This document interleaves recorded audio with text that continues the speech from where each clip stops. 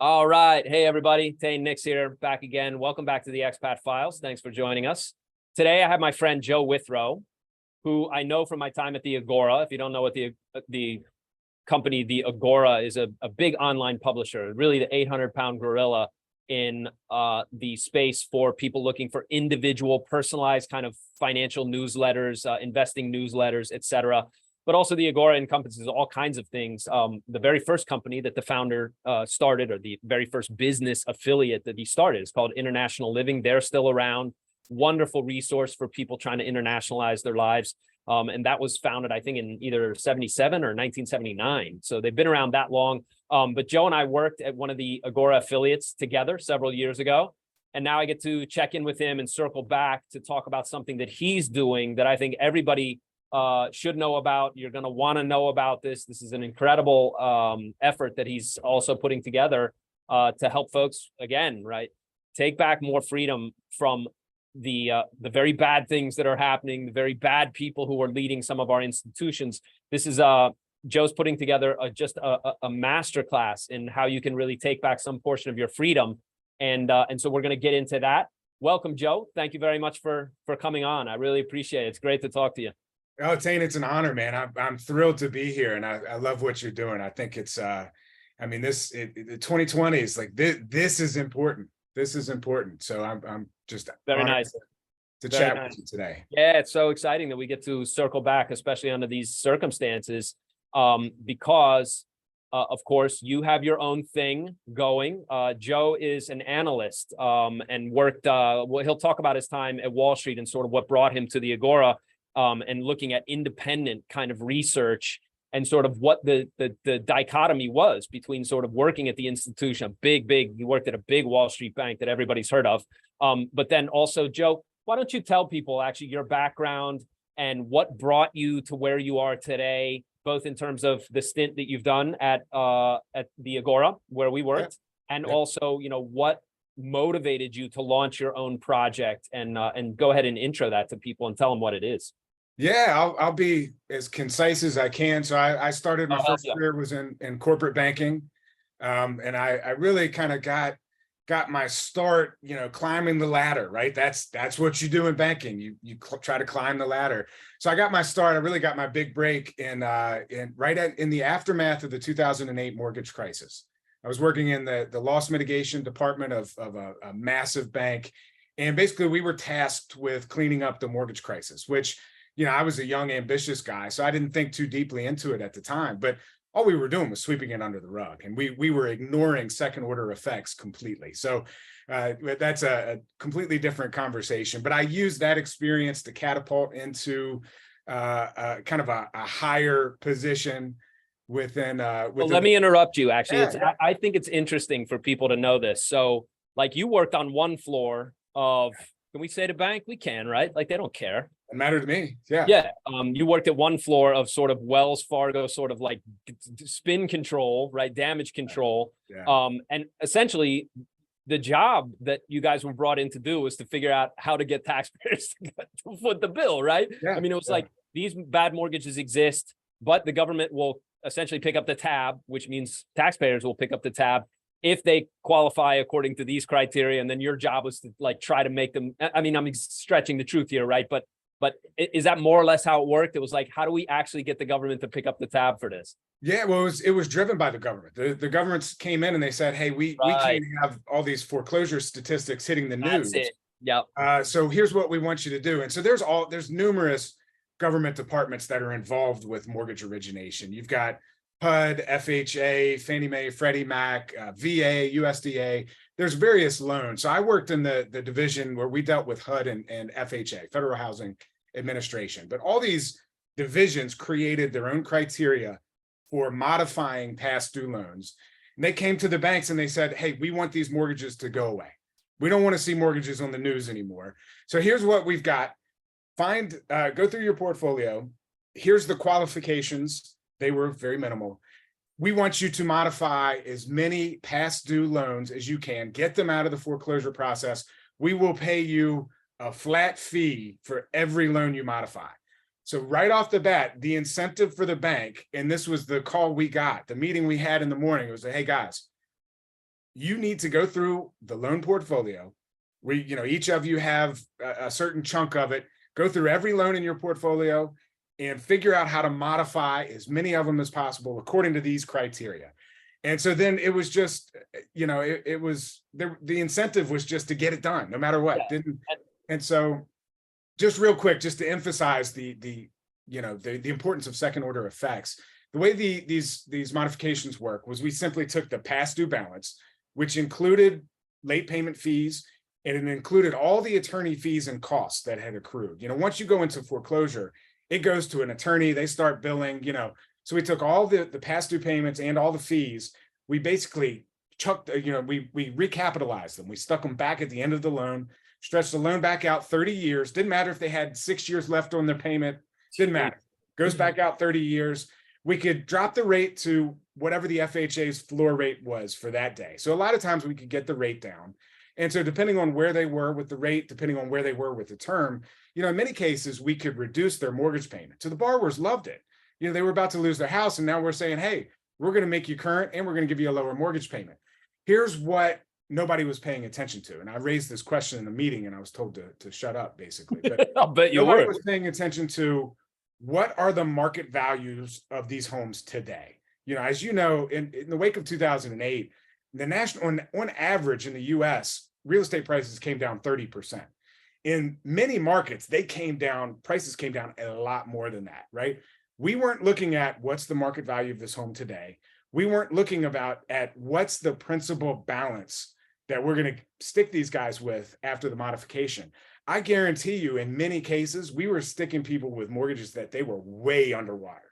Yep. Nobody cared. And so that was the question I raised, was like, hey, well, is anybody looking at this? Are we going to excuse me, this whole thing is wrong. Yeah, right. Yeah. Yeah. So if somebody in 2 years has an emergency and they got to sell their house or whatever, they can't. They're stuck. They can't. Yeah. So they take a huge loss. So, I mean, asking questions like that, I imagine in big Wall Street, mortgage finance factories like you were working in, I mean, that has to, first of all, make you very unpopular. But second of all, was that your epiphany? Was that like the first time the light bulb went on? You're like, I got to get out of here. Like, this is started insane. to plant the seed.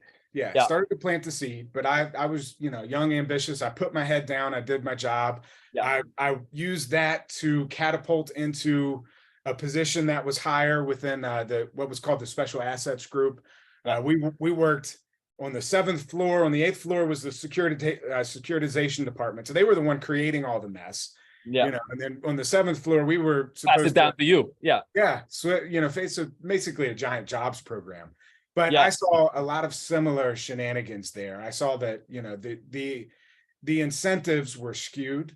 Nobody cared about second order effects. It was very self-serving. And so, that started to plant the seed. And then I stumbled upon, some of the individuals within the Agora network, including Bill Bonner and a number of others. And I don't remember exactly how I stumbled upon them, but I started reading their stuff, and it cracked my mind open, man. And I started to realize, hey, there's a big world out there. I can take the knowledge I have and the skill set I have, and I'd much rather go apply it, into an independent research where we're trying to serve individuals, opposed to just this massive corporate structure that's, basically in bed with the government. So three things come to mind there. Let's see if I can keep all three of them straight. I'll tell you how I found out about the Agora but what you're describing, first of all, those of you who don't understand what happened in 2008, the single best source to understand it, and it's wildly entertaining, not the movie, but the book. The movie was, right, I know people... it was pretty good. It didn't get all of it, but... The Big Short, people think it was good, but it's too complicated. You couldn't make the book into a movie properly. The book is wildly entertaining. The narrator, in fact, if you want to have somebody read it to you, which is what I do, right, get it on Audible. It's so good, it's unbelievable. Michael Lewis, very entertaining writer, but he really captured the insanity of it. And there's actually a passage in the book itself where he says, the reason the whole thing didn't make, he's like, the reason that this whole, securitization of these mortgages doesn't make sense is because it's not supposed to make sense, right? The whole thing was like, hey, how can we just fool the regulators into rubber stamping these piles of dog shit, right? And then just sell them off to unsuspecting investors. And that's exactly what they did. But the second point I want to make is like, we are living through a time where that kind of insanity has been going on in our institutions for decades now, whether it's, there's things it's not even safe to talk about anymore. Whether it's the events of September 2001, you better not ask any questions. Why did World Trade Center 7 fall down? Well, you can't talk about that, right? Nobody's allowed to talk about that. Why are there things that don't add up? Then 2008, and it's like, all right, well, let's just get these mortgages off our books. Consequences be damned. Don't ask questions. Don't think this through. And so there's a trend. I don't know. It almost deserves its own name. But broadly speaking, it's like we have large percentages of people, most of them running our institutions, who are actually at war with reality. And the idea that you can continue to like, all right, well, let's blow up a bunch of mortgages and then we'll just pretend that it doesn't matter, right? And we'll print a bunch of money and everything will be all right. It's like, that's how we're in this situation, right? And so it's fascinating to me that, we are living through one of the really strangest times in history. And if you don't have, and here we get to, I think, the real value and the attraction from my point of view to joining the Agora I saw very quickly, there were big picture thinkers who their entire focus was to connect dots and to not lose sight of like, but all these things are happening, sort of like pattern recognition, right? For the events that were taking place. I read a book called Conversations with Casey in 2013, where it was essentially the very first book that Doug put out with, and Doug Casey is another writer. He's one of the original not a founder, but he was one of the original guys to come on in our particular branch of the Agora. And Casey Research is still around. Doug is not really part of it, although they still use his name. But I read this book, and it was conversations with a guy who was just shooting from the hip and making a lot of sense. And I read that in 2013 when I was putting an acupuncture clinic. I was trying to franchise acupuncture clinics at a hospital in Chicago. And we were this close. Like, we pitched the CFO, and the whole hospital group maybe was going to, receive one of our clinics. And then, the realization dawned on me, like, well, he was very polite to take a meeting with us, but they absolutely didn't give a shit at all, right? Because who wants to lower costs in medicine? Like, they weren't interested in that at all. And so it was a very humbling experience to go through that. But that was my introduction to the Agora. And then I discovered Bill Bonner, whose daily missives are still just delightful to read. I stop everything I'm doing whenever the guy's thing hits my inbox. And so people who don't know about Bill, the founder of the Agora, people who don't know what we're talking about, if you're interested at all in some really good high-level thinking about the events of, say, the last 20, 25 years, it's valuable to know who these people are. And I think nobody's really done a better job, top to bottom, than the Agora and some of the content and the material that they still put out. Although Bill is now separate from his company, he's gone to Substack, but you can still find his daily diary for free, and it's really worth reading. So anyway, that's what that makes me think of. And obviously, you were very happy to get out of there. And I think you got hired at the Agora just before I did, like 2016 or 17. You got there? Yeah, I went down there in late 2016 is when I really went down and met everybody in person. Yeah, and got my start. Nice. Yeah, those were good years. Those were very good years. Yeah, those were great. Yep. And so talk about then what has happened to you. Like, what have you done to start your own program to help folks? And talk about the philosophy of it too, because this is, I think, central to what it is that I'm trying to also share with people. The game has changed. The very assumptions upon which you're going to build wealth and maintain your freedom are different. Like, we're in a completely new world and a very different landscape. Talk about what you're doing and sort of what led you to create the organization that you now have started. Yeah, a couple angles to it. Number one, working in the Agora, working in providing investment research, that's it's high quality research, but it's very generalized. We cannot in that situation, we cannot provide personalized or customized research. It's really it's high quality content, but it goes out to everybody. Everybody gets the exact same research, the exact same recommendations. And so there, I saw, kind of a gap in the market, because people, especially today with all the, all the changes that are happening very rapidly within the financial system, people want, more personalized attention. They want support. They want to have a network, especially a network of like-minded people. And so that was kind of a gap in the market that I looked at, and I said, you know what, I can do something about that, or I could at least get the ball rolling to, create an organization it's so smart, just to sort of double down on that point. Nobody needs more information. Like, we're all dying from too much information. It's like this constant fire hose of, and you got to read this, and you want to watch that video, and you want to keep up with this person. I know I suffer from it too, but it's very smart. Like, what you're doing is very smart, because what people really want is, hey, just like help me out, like personally get with me, and I'll help you. I'll walk you through this. That's exactly what I do for people here at the Expat Files. So I came to the same conclusion, which is like, look, you don't need more information or, sort of here's how you go do this. Just come talk to me and I'll walk you through it personally and hold your hand until we're actually through to the other side. And that's kind of what you're doing. I was on your group call yesterday. And so talk to people about the sort of financial service that you put together, and how personalized the kind of attention that people get, like on the call yesterday.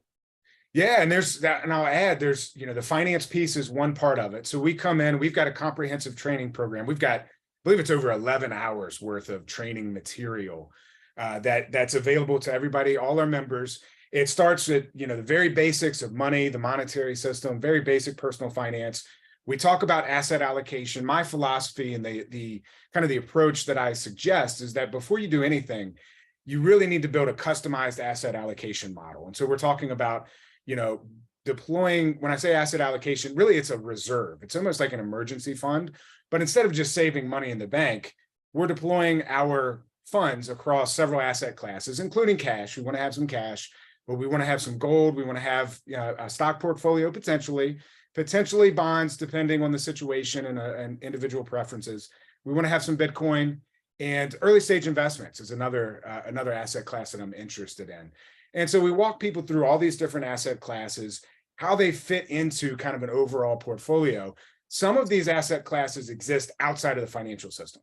Some don't. And I think that's important. We need to have assets outside of the financial system, but we don't necessarily need to completely get out of the system either. If there's still opportunities and, say the stock market, we can take advantage of it as long as we're, we've got everything else, kind of under control. And so outside the system, in your case, and by the way, we should tell everybody the name of Joe's organization, the name of the club that he's put together is called the Phoenician League. He'll explain where that name came from. It's actually very interesting.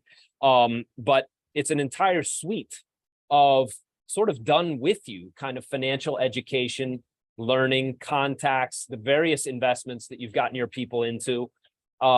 What is an example of something outside the financial system, right? Yeah, well, the easiest example is just physical cash in your pocket or in the house. I think it's a good idea to have some. I know obviously there's been a big push towards a cashless society in recent years.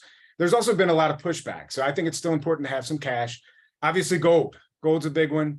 When we talk about gold, we're talking physical gold bullion, which bullion means it's just gold that is valued based on its weight of gold. It's not a collectible. Coins, bars, ingots. Yeah, coins and bars, basic coins and bars. Let's have some at home, put them in a safe, hide them in the house. Gold is universal. It's timeless. You can go into any country in this world and there's a liquid market for gold, doesn't matter where it is. So gold, and then also Bitcoin. I'm a big proponent of Bitcoin. The best way to earn Bitcoin is to provide goods and services for it. Most of us aren't in a position where we can do that. So we have to go on an exchange and buy Bitcoin, which means we have to set up an account and all that stuff. The key is you buy the Bitcoin on that exchange, get it off the exchange. Don't leave it on the exchange. Yeah, I've got a smartphone wallet. I mean, there's numerous of these. I use the Edge wallet. They've been around since the early days. Great team behind it, but it's self-custody, meaning once you get it on your Edge wallet, there's nothing anybody can do to freeze your account, stop your transactions, nothing. So I keep walking around money on that, but I also use a hardware wallet. I use the original, which is the Trezor, which is essentially a USB device. You plug it into your computer, move your Bitcoins onto it, then you take it out, stick it in a safe. And that's, it's the same thing as having gold in a vault. I do the same thing. Yeah. So those are the three ways to to keep funds. While you're talking outside. about wallets, I have a desktop Exodus wallet. I don't have a mobile wallet for Bitcoin, but yeah, I agree with you. Explain to people quickly, like, why Bitcoin instead of every other possible cryptocurrency option?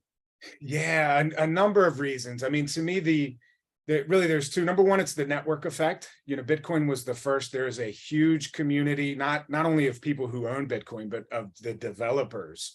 They're very passionate. They're very principled. Security is baked into the cake. When we talk about the size of the network, not to get too technical, but the number of people mining or the amount of computing power directed towards mining is greater in Bitcoin than any other, far greater. That provides security. It means it can't be hacked, essentially. That's right. That's one thing. Then you've got limited supply, 21 million Bitcoins are all that will ever exist. We've already got over 19 million of them here. So last one, though, isn't going to be mined until the year 2140. There's an algorithm specifically that governs the rate at which new Bitcoins are mined. So new Bitcoins come into the system every 10 minutes, more or less, give or take. That's not going to change. The only thing that changes is how many new Bitcoins come in to the system every 10 minutes. That decreases. It's already decreased exponentially. That's why it's going to take. It's going to have again next year, and every 4 years after, it will continue to get cut in half. And so the important thing to understand about Bitcoin is nobody owns a network. And try as they might, no government has figured out a way to shut it down. And I just saw a piece of news this week that Hong Kong banks are now gonna open and do business with cryptos again, crypto exchanges. So that's an interesting sea change, isn't it? At the exact same time that the SEC is now finally getting around to really busting chops on this side of the world. And most of these altcoins are securities. They fit the definition of a security. You had to know that the SEC was coming for these places. They are not equity. You do not own profits in an actual profitable enterprise, like if you own shares of a company. And so they're dangerous. They are, as my other friend Nick says, they're arcade tokens is what they are. Bitcoin is different. It is truly different. It is different. It is qualitatively different than every other cryptocurrency. And I think once we have, I don't know what you see coming, Joe, but once we have some regulatory clarity, it's entirely possible that Bitcoin really it may light a fire. Like all of this regulatory stuff may actually light a fire under the Bitcoin price once again, because I think a lot of other projects are probably they're probably dead men walking at this point. But we'll see. We'll see. Who knows? I'm sure a lot of them are. Yeah, not everyone, but they're also not attacking the same use case as Bitcoin. I mean, I don't think the world realizes this yet. Bitcoin is the single best asset if you're talking about international trade or international collateral. Right now, I think U.S. Treasury bonds are used a lot in international collateral deals. Bitcoin would be far better. And especially in a world where de-dollarization is picking up, in a world where a significant part of the world wants to get away from dollars and U.S. denominated or controlled system, Bitcoin makes a lot of sense. So yeah, there's all kinds of things. And then the other thing I love about Bitcoin is we could run our entire economy on Bitcoin. Like I buy all my meat and eggs. We buy from local farmers here. Yeah. In Bitcoin, so whatever happens to the dollar doesn't matter. We've got that's just a microcosm, but it could be, it allows perfect freedom. That's fantastic. Yeah. It's also, again, I like to talk philosophy here because I think correct moral philosophy goes a long way to solving problems, mostly in our personal lives. Like if you have the wrong ideas about the world and you're wildly enthusiastic about having more government, well, that's part of the problem, right? And so understanding that a currency like Bitcoin also diminishes the government's ability to commit force and fraud, to coerce people.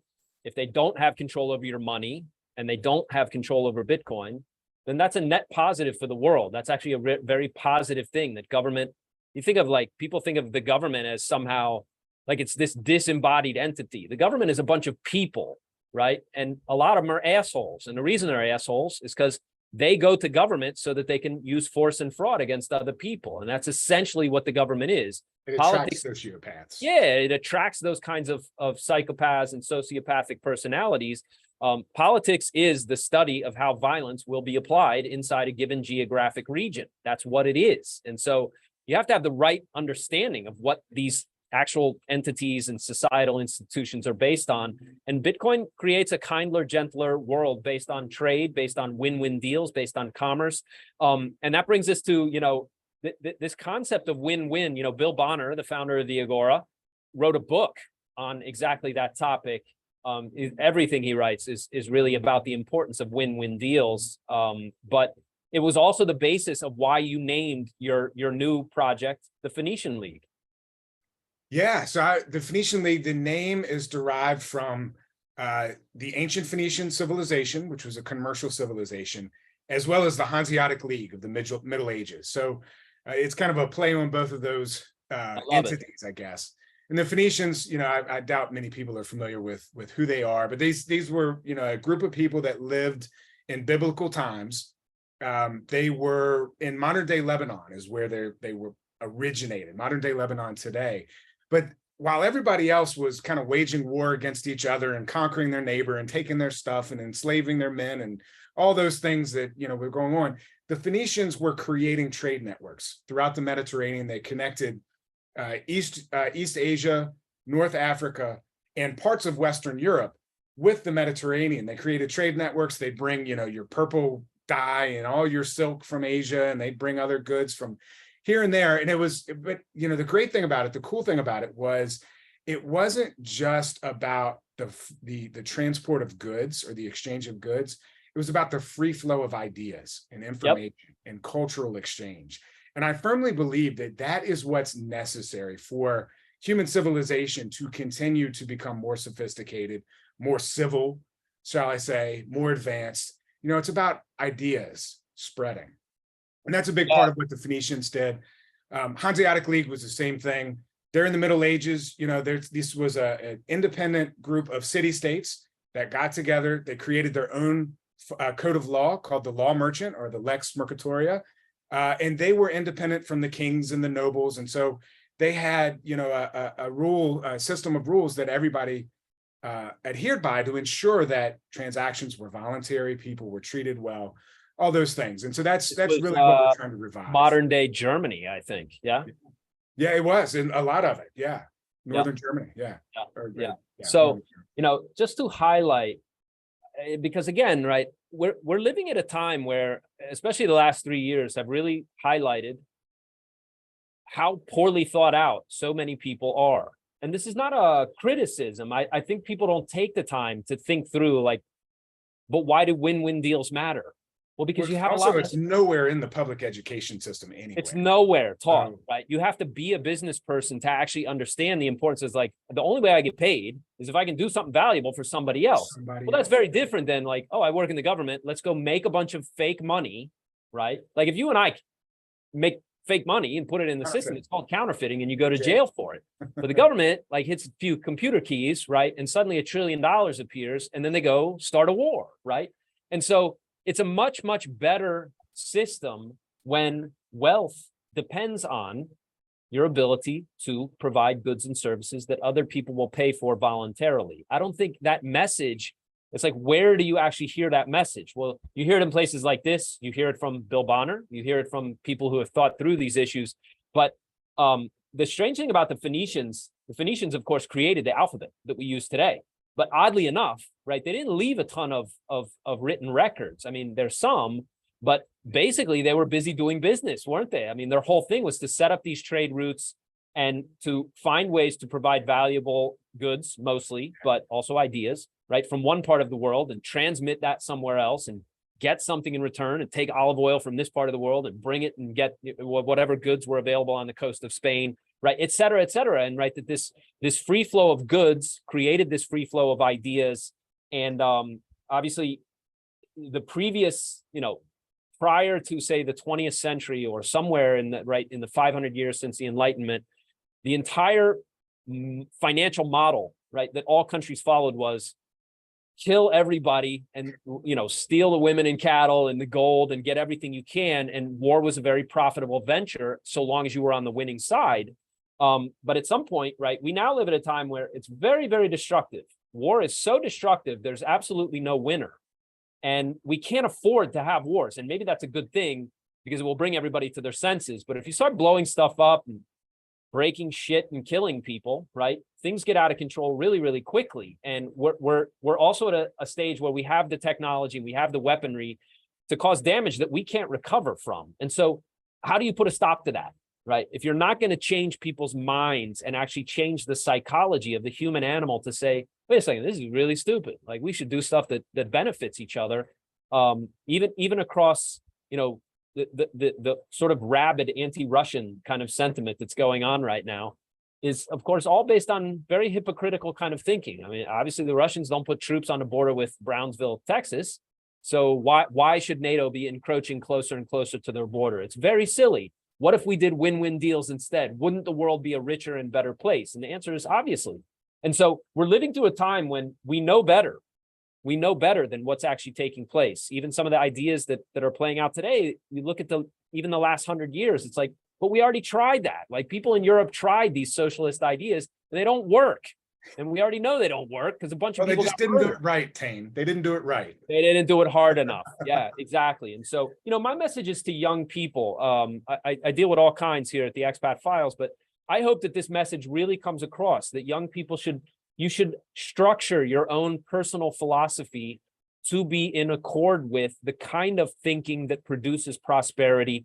And that if you get your moral life correctly, if you get your moral philosophy sort of in line with what will produce a worthwhile life and a prosperous life and a win-win kind of environment around you, you're halfway there in life. You really are. And so I tip my hat to you for doing what you're doing. The call yesterday was very revealing to get a chance to actually see some of the people who are in the Phoenician League, who are investing alongside you, who are doing the kind of deals. Will you talk about, especially now, like the main dish I know has to do with good old fashioned residential real estate. Talk about some of the specifics. Yeah, I will. I just want to add one comment though, first, when you talk about moral philosophy. Jesus of Nazareth had the golden rule, right? Treat people as the way you want to be treated yourself. I've read, and I firmly believe, in every culture, the moral philosophers have come to some variation of that exact same principle. And it is so simple. It is a simple thing in the world. And that's, anyway, so yeah, I love it. I love it. It's not complicated. Yeah. And the silver rule is don't do things to other people that you don't want them doing to you, which is equally valuable. What we teach our kids. They understand exactly. Implement. So, So getting back to the kind of the financial piece of the Phoenician League. So we start with kind of the asset allocation model, but that's not retirement funds. That's not building a nest egg for retirement. None of that stuff. That's just emergency funds, security, some of which outside the system. Then we help people start to build passive income, because passive income is how you liberate yourself. It's how you get out of a situation where, you have to spend your time working for money or perhaps doing things that you really don't believe in or really don't want to do. So we've got a network. Well, number one, first, we've got all the training, the ins and outs of real estate. I know there's a lot of barriers to entry or perceived barriers to entry. We break all those down in our training. We talk about exactly how to analyze properties, how to go about it, how to build investment criteria, how to manage it, how to run it through LLCs, how to be as incredibly tax advantaged as possible. And real estate it's a tax haven in the US. You don't pay real tax. Estate is the best. I'm in Puerto Rico, right? You can beat the IRS by moving to Puerto Rico. It's not a prison sentence. It's not too bad, right? But if you're not going to move to the Caribbean, probably the single best thing you can do is to really, really master the real estate thing. And the training is excellent, guys. I haven't even been through it all, but even just the small part that I've seen. But the other thing I want to highlight for the audience, Joe, is again, it's not just information you're providing. Like, we got a chance to hear yesterday from somebody who would literally just take you by the hand and walk you through, here's how we're going to put this together and do this deal for you. And I think it's like, if you think about buying real estate and earning a yield from your property and that you don't know the first thing about it, the first thing you need to do and understand is you can do it. You can do it. Other people have done it. Joe's put together just a phenomenal training and also a sort of done with you kind of model where you have just excellent professionals who are really, really, what I saw, this is very, very high level kind of expertise and really top tier kind of service to just take people by the hand and say, okay, here's how you're going to buy your first property. Here's how you need to run the numbers. These are the things you need to know. all of that stuff was covered, which is really just outstanding.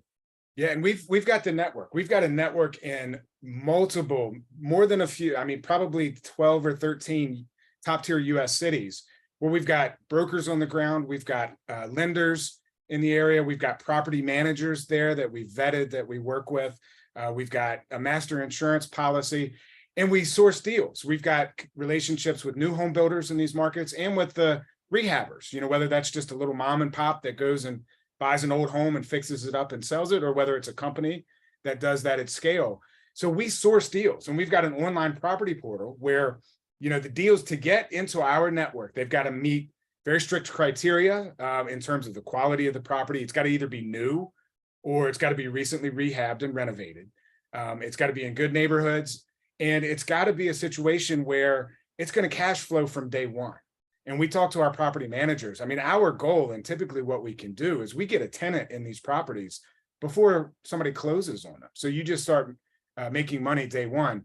But you know, so we've got strict criteria, and then it creates a situation where we can kind of do a little arbitrage. So if you're in one market and property values go up, well, you can potentially lock in some gains in that market, roll them in tax-free through a 1031 exchange, and buy in another market where you can get more properties, prices haven't gone up, and you can accelerate your cash flow that way. So our goal with the Phoenician League, and I mean this sincerely, is to help everybody work up to $10,000 a month or more in passive income through rental real estate.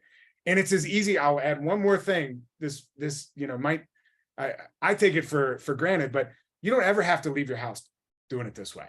We show you how to make it almost as easy as buying a stock. I mean, you're going to have to send some emails and talk with some people, but that's it. Even when you go to close, we're going to send a mobile notary to your house with all the documents, and they're going to notarize while you sign. Or you can meet them at your office or the coffee shop or wherever. And you can do that because we've got the professionals in these networks, and we've got a very large network. It's such that everybody's incentive is aligned. These professionals know that we are their largest client. If they don't do a good job for us, we're out. And then they lose the majority of their business. So wow. And you put this together. That's really so. Yeah, so I didn't put together the entire real estate network. We're plugging into that, but I put together kind of all the relationships and the logistics. Yeah. And you plug people into this. I mean, that's just amazing. It's congratulations, honestly. It's a fantastic thing to have done, but also hearing from the people last night, hearing what folks had to say, like the intelligence level of the people on there.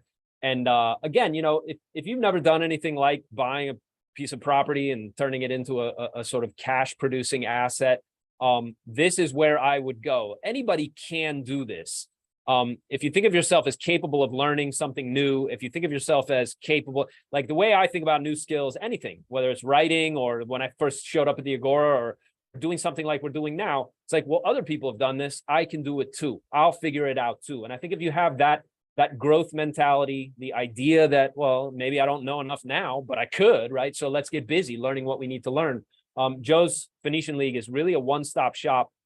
And again, it's not just a bunch of learning, like the support is there to also make you a real expert. Again, at probably certainly one of the best wealth building skills that you can develop for your life, which is just owning real estate. Yeah. And then all of a sudden the idea of retirement goes away. Right. The idea that you build up all these financial assets and you try to get to this number so you can retire. Well, if you just build income streams with real estate, build income, you know, whenever you get to a point to where you've got enough income to cover your expenses, quit your job. Retire now. You know, yeah, and exactly. You spend your time doing whatever you want, and your portfolio is still going to grow because you know, it builds upon itself, and you're getting tremendous tax breaks. I remember when I hit, you know, 10,000 a month, and which I thought would never happen. You know, certainly while you're struggling to do it, you know, you think that day is never going to come. But when you do hit a milestone where you think, actually, I am free now. How about that? You know, like it is a real cause for celebration. I want to also talk about, so like you mentioned, like so real estate, passive income, right? Yep. Done correctly, you can make a tremendous, and you have an asset that if you want to sell it later, you'd also, you could ring the register again. And you can just sell it right back into our network. You've got investors right here, you know. You have buyers like ready. Yeah, that's another great benefit of what you put together for people. But talk about Like, obviously, we worked at a newsletter publisher where there's all kinds of stock picking. What do you see as, and you said, like, it's not necessarily, you don't have to sell all your stocks and go all cash and like huddle in the basement with your ammo and your canned goods. Whatever's coming, there will be a financial system. What do you like in terms of sectors? What kind of stocks? Like, what you mentioned bonds, like in what situation would you buy bonds? Like, talk about traditional financial instruments for people who are, also looking at, okay, well, how would I set my life up? And how would I build wealth? And does this even play into the passive income idea? Yeah. So I'll touch on bonds first, just because I'm not interested in bonds right now. But with what I think is coming, we're going to have an avalanche of corporate bankruptcies. Some corporate bonds of good companies that aren't going to go bankrupt are going to be mispriced.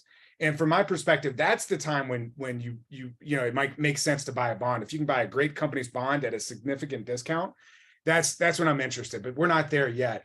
Within the equity markets, I think there is a tremendous opportunity in energy right now. I want exposure to oil. I want exposure to natural gas, and I want exposure to uranium, which is nuclear fission, feeds nuclear fission technology. So I'm sure, as I know, and I'm sure many listeners know, there's been a tremendous push towards the ESG stuff, environmental, social governance nonsense, that, they're saying, well, we're going to go carbon emission free and we're going to get rid of traditional energy production, all these things. It's not going to happen. It can't happen within the current structure. It's not going to happen. So, and there's been tremendous efforts right now as we speak to put a lid on the price of oil. This is part of all the geopolitical stuff. But I mean, number one, they drained the Strategic Petroleum Reserve specifically to push oil prices down. They've changed the weighting within the U.S. benchmarks, which are the West Texas Intermediate and the Brent crude. They've fiddled with those ratings to try to artificially suppress the oil price. And then, of course, they're almost certainly involved in the futures markets where they can, short a bunch of paper contracts for gold that they never intend to, take delivery on or anything like that to help push down the price of oil. So I think there's been a lot of distortions. Then you've got, these idiots have blown up, refineries and pipelines and stuff. And, so they've created a lower supply of oil and certainly natural gas. In the US, there's several companies that are rushing to build out the infrastructure to ship natural gas overseas. And then, of course, uranium, or I should say nuclear fission, is magical technology. If we discovered this today, we'd think it's magic. And it doesn't even produce carbon emissions that these people beat their chest about, but they still demonize it. So great opportunities there. I'll tell you the other areas I'm interested in if you want, but it looked like you may have wanted to comment or. No, I was just going to say, I'm very long oil. Some of these oil companies too, they're spitting out, 10, 12, 15% dividends, some even higher. But this is a situation where the narrative has made even institutional investors very wary. Nobody wants to put money because you're not allowed to drill for new oil and all the rest. All of this is false. And again, it's another example of it's like there's this thing out there called reality, right? And there's no way that the world's going to run on, sunlight, solar panels, and wind power. It's just not going to happen. We're not there yet. It's a seductive narrative. Everybody wants it to be true. Young people are, taping themselves to famous artworks, trying to protest oil. But the fact is, like, all of the entire civilization is based on cheap energy. And you only have to study this long enough to understand how false the whole green narrative is, which is not to say that we shouldn't pollute less. We should pollute less. It would be very nice if we lived in a world where there wasn't plastic in the oceans and all the rest. And we do have that. Like, nuclear is the way to get to a world like that. But that too has a narrative that's very maligned about how dangerous it is, and we're all going to die from nuclear poisoning and all the rest. And it's like, no, actually, it's very, very safe, right? And there are ways to keep it safe and make it safe. Fukushima disasters notwithstanding, right? You can still do this in a way that makes sense. But the narrative is completely counter to reality. And it's created these tremendous, tremendous buying opportunities. I think you're correct. I see oil could go to, $200 to $500, and these companies are still going to be pumping it at their max capacity. And who knows? I mean, I'm not trying to make predictions. I'm not a financial analyst here, but I do pay attention to human psychology and the unbelievable nonsense that we've seen in the last several years is nothing but, if you're an investor, right, you have to look at energy as being very, very smart place to be right now. The entire civilization is based on this. It's probably not going to disappear. And if it does, we have way bigger problems, right? That's an important point to make. When you talk about, if you wanted to say we're not going to have traditional energy, we're going to run everything on renewables, solar and wind. If that's a lot of people pushing that idea, that necessarily would, at the best case scenario, relegate billions of people on this planet to subsistence living, to absolute poverty. It might require a very big portion of them to die. Exactly. Anti-human. Right? A bunch of people are going to be dead. It is anti-human, that push. Then the other thing, if you'll notice how all of a sudden the banks are pushing back against the ESG stuff. They virtue signaled for a few years, but I mean, JP Morgan CEO Jamie Dimon, in his annual letter and in other instances, has been very adamant. We're buying, we're funding oil, exactly. Yeah, and oil and gas. So we can see the tide starting to turn. So I think energy is a big opportunity in the equity markets. I also love property and casualty insurance, and I'll tell you why. This is possibly the best business on the planet. So if you think about it, property and casualty insurance, the big money's in the enterprise level stuff, but it's easy to explain in the retail stuff. So we all buy homeowners insurance and car insurance. Okay, we buy homeowners insurance just in case our house burns down, right? And we buy car insurance in case we get into an accident. We hope none of those things ever happen, and they almost never do. My house has never burned down. I don't know anybody whose house has burned down, but we all have homeowners insurance. Large corporations do the same thing. They're insuring their buildings, their assets, their equipment, their labor force. They're insuring against being sued and work claims and all these other things. So this is a business where we pay the insurance company for a potential service that they haven't provided yet, and they may never have to provide. I can't think of any other business in the world where you get paid and you might never have to do anything for the money you just got. The word is float. Yep. Yeah, and that's the key. So they're matching up, and they've got this down to a science where they're looking at their revenue and they're projecting their expenses. And if they're good at that, they can create what's called the float, which is the difference. They get more money coming in than they'll need to pay out. That's their float. Then they invest it. And if they invest it wisely, not only did they get the revenue, but now they can generate a return on the revenue. And so I love property and casualty insurance. And we have very specific analytical tools and valuation metrics where we can see at any given time which insurance companies are doing a good job at underwriting, at the actuarial stuff, at investing the float. And then we can invest in just the best ones. Not every single property and casualty insurance company is good, but the top tier ones are, if you can buy them at the right price at the right time, they're a cornerstone of a great equity portfolio.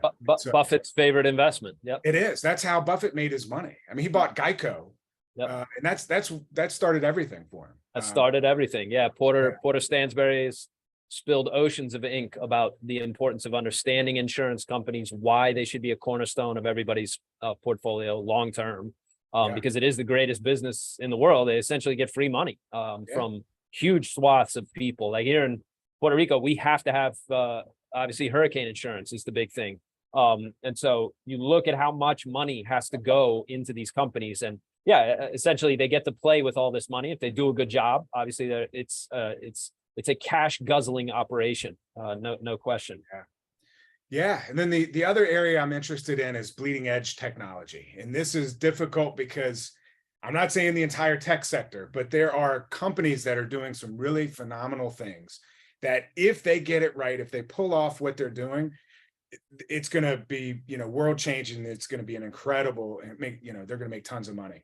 So those things are more, smaller allocations. It's more like almost like the venture capital approach, where you get a couple of these and you understand they're not all going to work out, but all you need is one or two to hit it, and you're going to hit it big. Those speculations, right? Whereas, so we add speculations into yes, that's good.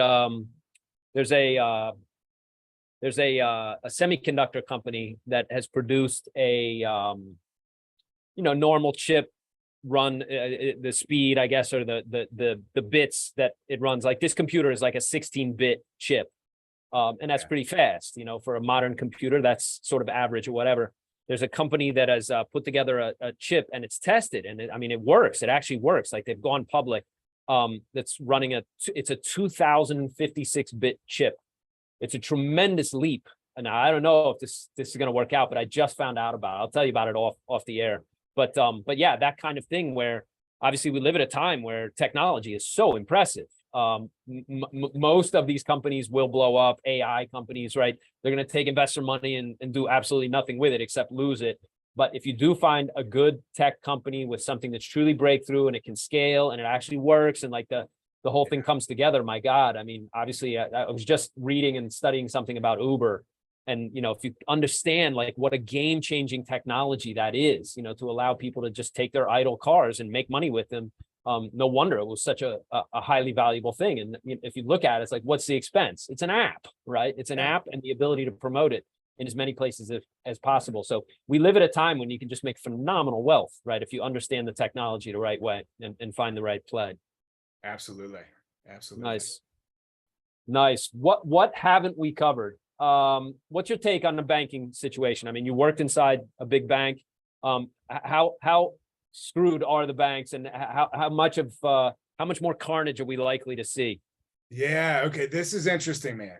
I might have a different perspective on this than a lot of people that run in our circle. So, you know, we just saw the big, you're kind of referring to the big banking collapses we just saw, you know? Yes. Yep. Is that right? Yeah. So correct. You look at those, there was a commonality among the banks that failed. Okay. They were all under the purview of the San Francisco Fed, right? And some banks underneath the purview of the New York Fed were permitted to buy their assets at a discount. JP Morgan was the big benefactor, right? Now, why did those banks fail? Why did they collapse?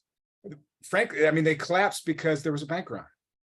There's an old-fashioned bank run. Depositors rushed to pull their money out because they were under the impression that the banks were in financial trouble. So what was the trouble? The trouble was what's called in the industry a duration mismatch. And so every bank holds U.S. Treasury bonds amongst other assets, but U.S. Treasury bonds are a big one. They have these, they own these bonds. They are holding them to maturity. So the way bonds work, you buy the bond, which is essentially a loan to the entity. The entity pays you coupon payments, which is interest, periodically. And then at maturity, the entity pays you the face value of your bond. You get the money back, okay? But there's a market, you know, to create a market for these bonds, the bonds always have a market price that's fluctuating. And that's tied to interest rates. You know, when rates go up, bond prices go down. That's if you were to sell the bond. You don't have to. But if you were to sell the bond and interest rates have gone up because your bond's paying a lower interest rate, it's not worth as much in the market. And so what happened with these banks is that the market value of their bond portfolios plummeted given the interest rate increases over the last, 12, 16 months, whatever it's been. Market value plummeted. That only matters if you have to sell.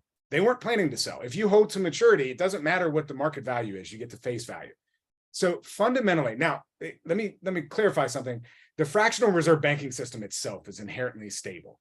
But within this system that we have, okay, those banks were not in trouble, right? They were only in trouble because of a bank run.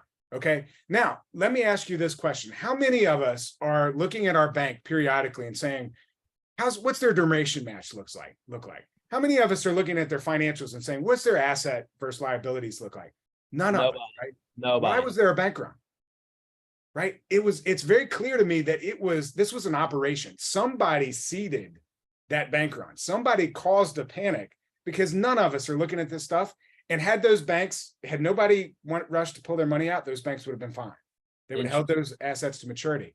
So who's behind that? I mean, you want to speculate on that? Like why, yes, I do. why SVB?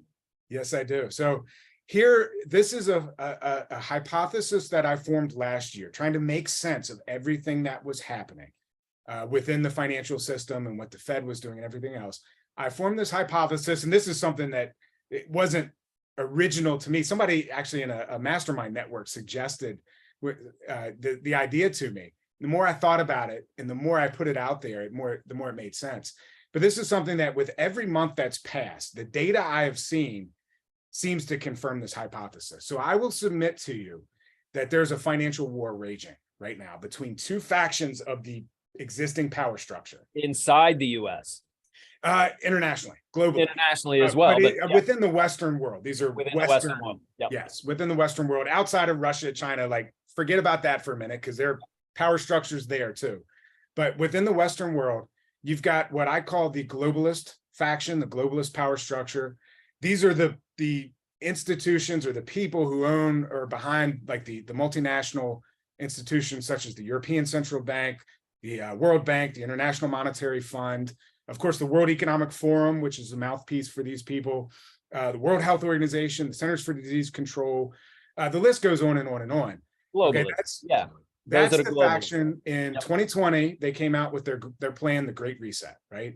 And their Great Reset is basically, the goal is to overthrow whatever's left of the legacy capitalist system and replace it with their, what I call neo-feudalist system, where they usurp all the power between the money and financing engine. They want to take control of money and finance, bring it under the roof of the institutions they control. This is what the central bank digital currency push is about, the CBDC push, right? And I know you're familiar with that. I'm sure a lot of listeners are. The idea behind the CBDC is that we don't have a bank account anymore. We've got a digital wallet at the central bank institution. And now all of a sudden, there's a lot of people pushing back against this. They're saying, well, now, they can see all our transactions. They could freeze our transactions, freeze our account. Coerce you because they don't like what you said online or what have you, right? Which is very dystopian. If you don't understand the CBDC thing, you need to understand it. It's very, very ugly kind of reality. It is, but that is not the goal. That is not the goal. And in fact, while it would make it easier for them to do that, they could do that today. Our credit card transactions are an open book. Our bank accounts, the same thing. They could freeze those if they want. This would just remove a step. I don't think that's the purpose of the CBDC. The purpose is to basically steal the entire function of global finance from the commercial banks, okay? Subvert the commercial banks. Exactly. Yeah, how do the banks finance all the projects and the companies, everything they do? They have to have deposits, right? They need deposits to finance anything. So if you take all those deposits away and you put them over here, what's left of the banks? What's left of the now we get back to the ESG stuff, right? And everything else they want to do. None of that's economical. That's why it's not going to happen within the current system. The commercial banks are competitive. If they make bad loans, they lose power, wealth, and influence to the banks who didn't. And just like we saw with SVB, JP Morgan got to buy all the good assets they had for pennies on the dollar, right? So JP Morgan wins when SVB loses. That's the banking system. It's competitive, so they can't finance uneconomical projects. What the globalist faction is trying to do, I believe, is gain control of financing to eliminate the competition. So now if they've got a monopoly, they can say, well, we're going to finance 100% green energy. We're getting rid of oil. We're getting rid of all this other stuff. And there's nothing you can do about it. There's no consequences other than, there's vast consequences to all of us in civilization, but there's no consequences to their organization. So I think that's what it's about. So I believe you want to pipe in for a minute? It makes good sense. No, it makes very, very good sense. You said something about fractional reserve. It's like, on the one hand, it is inherently dangerous because if everybody does want their money back, there's no way the money is actually at the bank. But you said, but it's actually stable because that never happens, or it almost never happens, that everybody needs their deposits back. Right. And so the fractional reserve system, of course, it works, but it works based on the confidence in the system. Like nobody has any. I'm not a proponent of the fractional reserve system. Don't get me wrong, but as long as nobody wants their money back, the system does work. Right. Of course. Obviously, there are flaws and it disadvantages certain people, Yeah, for decades. But I mean, that's a fascinating. It's what you're saying makes sense, and it actually better explains what's going on. But what it means, and this is where everything, because I read your stuff, everything becomes very, very interesting and very almost ironic and amusing, right? Yes. Which is that in effect, right, the New York banking cartel, the people who run the commercial banks, let's say JP Morgan's CEO, Jamie Dimon, is really, let's say, the face of that, right? And the mouthpiece in some ways. Certainly he's obviously the best known and the biggest, maybe the greatest, head commercial bank CEO of all time, is really now, right, on the side of people like you and me. I mean, in a sense, because they woke up to this and they said, hold on. No, you're not taking the banking system from us. Yeah, This is our system. Yeah, right. We're not. We've got We're our not vacations in the, either, which is funny. we're not giving up. Yeah, exactly. And so I think they've broken ranks. And what's really interesting here is that the Federal Reserve, the Fed, who I also do not support, but they are on the side of the New York banks. And at least under Jerome Powell, this is interesting because Janet Yellen and Ben Bernanke were 100% in the globalist camp. My understanding is Bernanke is just an empty suit academic. Yellen is fervently, she's the idea that this guy got a Nobel Prize for what he did, right? And this whole book, like with no irony, his whole book is about having the courage to act. And, you know, it's like, I can be a central banker if all you have to do is print money anytime something goes wrong. I'm pretty sure the guy ain't brave, but anyway, I mean, just the silliness of it. Yeah, and that's a good point. So you look at Bernanke and you look at Yellen, they were academics, right? They didn't have they didn't have much money coming in. But what happened? They pushed the globalist agenda, right? When they were at the Fed, and they get their book deals and they get their 6-figure and 7-figure consultations and their all that stuff. They made their money after they were at the Fed because they were good foot builders, right? Yep. Jerome Powell is different. Jerome Powell's a Wall Street guy. He made $100 million. His net worth is $100 million. He made that on Wall Street before becoming the Federal Reserve Chair. He doesn't need their money. Same thing with the head of the New York Fed, John Williams. Both Williams came in 2018. Somehow it got through their process. They're New York guys, New York banking guys, Wall Street guys. They've got money, right? And they're 100% on the side of the New York banks. And so the two factions are pushing against each other. This is why the Fed raised rates so aggressively last year.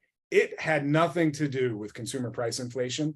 It had everything to do with basically draining the globalist faction of the liquidity in the euro dollar market. So this is a pretty, the rabbit hole goes deep here, but euro dollar is a massive market. It's basically dollars in offshore bank accounts, but it's not beholden. These dollars aren't beholden to the US regulatory system. And so the ECB and some of these institutions, they'll leverage euro dollars in their banking systems overseas to finance the projects and things that they want to finance. So the Fed, by raising rates, drained the Eurodollar market. And basically it was an attack on the global structure. And you remember last November, the United Nations came out, and this is another globalist institution I didn't mention. The United Nations came out and they said, all central banks need to stop raising rates. That's right. They were directed at the Fed. Yep. Yeah, directed at the Fed. Very next meeting, Jerome Powell says, now 50 more basis points. Let's go. We're going to keep going. Right. Yeah. The battle is raging. So I think that's what's happening. So I think the bank collapses, right? Why did no other banks collapse? Why did they, they put together the bank term funding program, which is basically unlimited FDI and FDIC, and banks have been drawing hundreds of billions of dollars from it. How come those banks get that money, but they let these other banks fail? I think it's all part of the same war. Yep. And again, the San Francisco Fed is very much in the globalist camp. The New York Fed is not. So it all seems to fit together if you look at it holistically, and you got to look at the incentives. This is the key thing. All I'm doing is look at incentives. And if you do so, it makes sense. That's good stuff. Man. Yeah, that's really good stuff. Yeah. It reminds me, and it seems like it's worthwhile to point it out, everyone, of course, is distracted. We're all distracted all the time. If you watch a kind of mainstream narrative, right, there's a war going on between Russia and Ukraine, and like you're supposed to care about these players in this conflict, and you have to think this way. Sort of, this is what people are programmed and sort of ordered to do and to obey and to go along with and all the rest.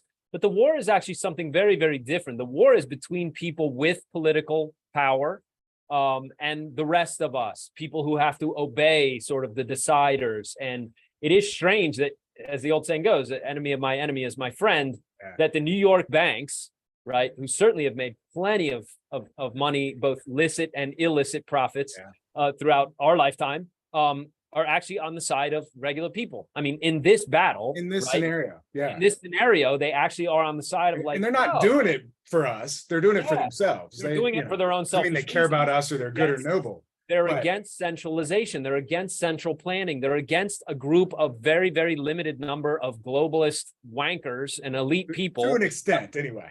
to an extent, right? They like right. their centralization. They don't want somebody else exactly. to They want their own centralize centralization, right? But their centralization is less centralized than the globalists would like it to be. But it's going to be interesting because Klaus Schwab's 87 or however. These people are ancient, like Janet Yellen. I mean, reptiles live a long time though, don't they, man? Reptiles live a long time. You have a good point there. But I mean, the whole thing is going to play out. It appears like in our lifetime, in this decade, you're going to see all kinds of fireworks. So, what do you expect to happen next? We're going to wrap this up. I don't want it to go on too long for people, but I'm fascinated. What do you expect to happen next? And sort of what are you doing personally, you and your family, you to protect your family? How do you see this playing out? Like, just give us a scenario here. What does the 2020s look like broadly and also for you personally? Yeah, so I've thought about this a lot, and I think there's really three potential outcomes. If this hypothesis is correct, and I firmly believe it is, I've not seen anything to refute it. In fact, everything seems to keep strengthening it. But if this is correct, I think there's three logical scenarios. I think we're kind of in a holding period right now. We're probably the next 12 to 24 months is probably just going to kind of go on just as it has, for the last 6 months or so. But the three outcomes are dependent upon who basically wins this financial war. So if obviously if the globalists win, if they are successful in usurping the engines of finance and mitigating or getting rid of the commercial banks, and then it's all in on the Great Reset and all the energy stuff, and then the 15-minute cities they want to do, and I mean it's just the neo-feudalism, right? A nightmare.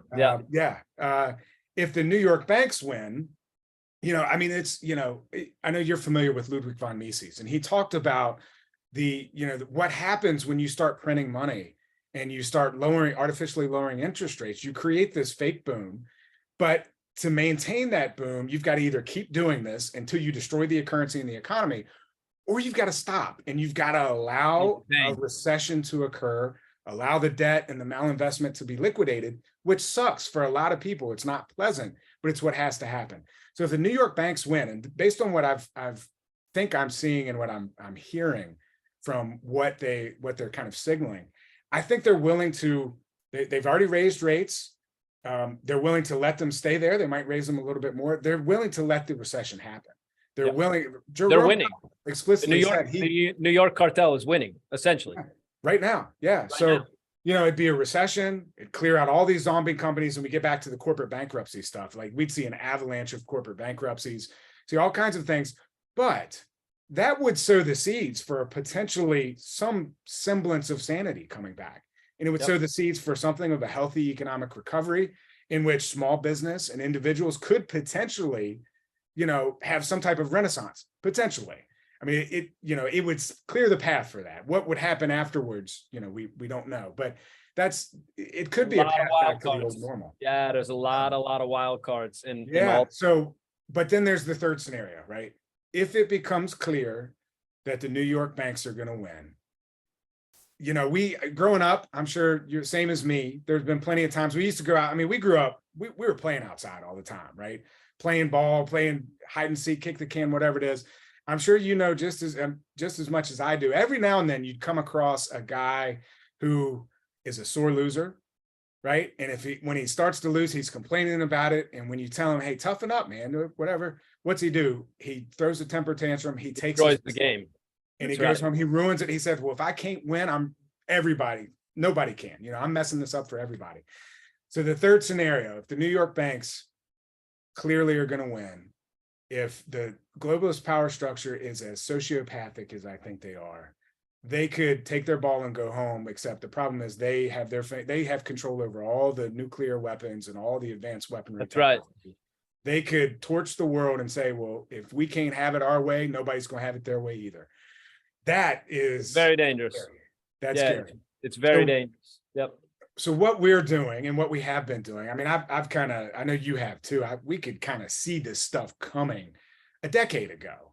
We didn't know how it was going to play out, but we could see kind of that, hey, this is not a direction we should be going in. So I've bought about 10 years ago now, I've bought 5 acres of land way up in the mountains of Virginia. I am very rural, so there are two towns near me. One's 20 minutes to the north, one's 20 minutes to the south. And the town to the north, the population is 2,000 people. The town to the south, population is like 7,000 people.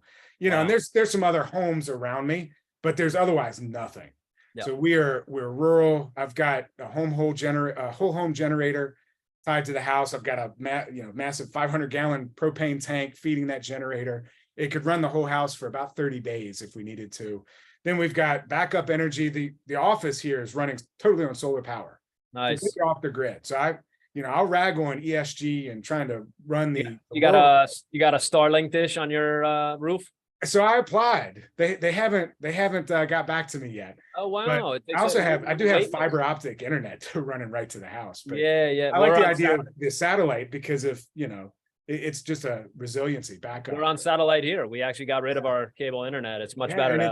It's good quality these days, isn't it? It's great. It's very fast. Yeah, it works awesome. It can't see through clouds. So if you're in a storm, you'll lose connectivity, but it's not a big deal. Obviously, it's just that part, like it can't see through rain clouds very well. So then, but I mean, it's very fast. It's up and running. It's way more reliable than anything you get. I mean, it's Puerto Rico. We lose the power like every couple of days. So yeah. So we've got that. We've got backup energy sources. We've got propane tanks, and I've got a wood stove and all that stuff. We've got some food storage. We've got plenty of provision. Like pretty much everything we use on a daily basis. I've got. Bravo.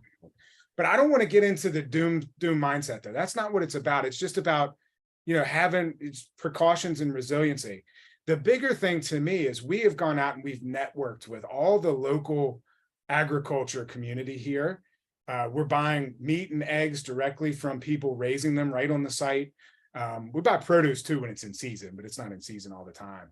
Fantastic. And so we built kind of a resilient community. And one of my closest neighbors, a couple acres away, they raise chickens. They'll bring us eggs, and they've got goats and all these things. We'll get raw milk, oh wow, cows, and I've not tried goat milk yet. You can, but so we've got a community to where, if the worst should happen, we're in a position where hey, we'll power through and we'll figure it out. So I think. More important than the mindset of I've got to hoard and stockpile and everything. I think to some degree, I think that's wise to a certain extent. Yeah. The doomsday prepper where you get a few months. Yeah, get a few months so that you can sleep easy, right? I mean, the obvious things are food and water and a little bit of energy to keep your house running.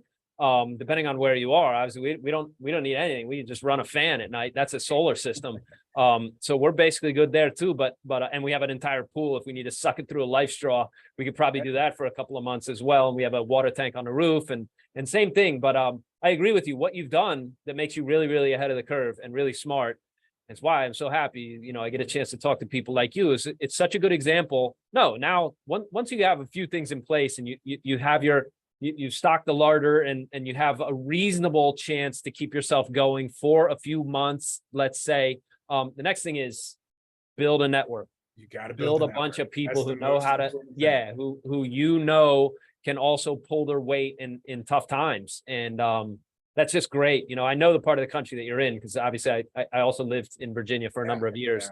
And what a great spot. What a smart move you made to go there. And that you have all those people around you too, that grow food and that would be fine. Again, hopefully that's the model I think that you have to think about for the 2020s. And it's also a good stopping place, because it's really what I wanted to leave people with, was this idea, the game has changed. You have to think about everything from wealth building to your own resiliency and your own ability to paddle your own canoe, or for you and your family through what is almost certainly going to be at least some amount of disruption going forward. And, we hope the bad guys don't win, but there's some very bad ideas running our institutions right now. And I agree with you. The single biggest danger that I see too is that, psychopaths got to be psychopaths. Yeah. And if things really go bad for them, it's not obvious how elites running big institutions like the WEF and the WHO will react to that. And so you have to be prepared for, if 2020 didn't teach you, the importance of being disconnected from the kind of government choke points and institutions, that were rolled out in 2020 onward, then you weren't paying attention very well. And so you should be thinking that way. That's kind of my message to people.